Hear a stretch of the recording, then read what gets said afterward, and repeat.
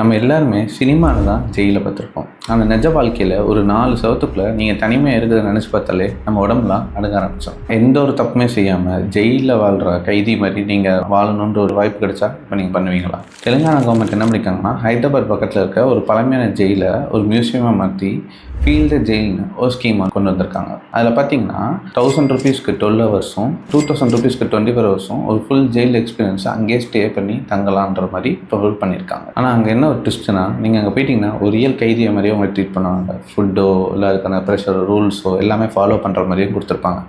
In case நீங்கள் நடுவில் ஏதாவது வெளியில் வரணும்னு நினச்சிங்கன்னா 500 ரூபீஸ் ஃபைன் கட்டினா தான் உங்களை வெளியவே விடுவாங்க.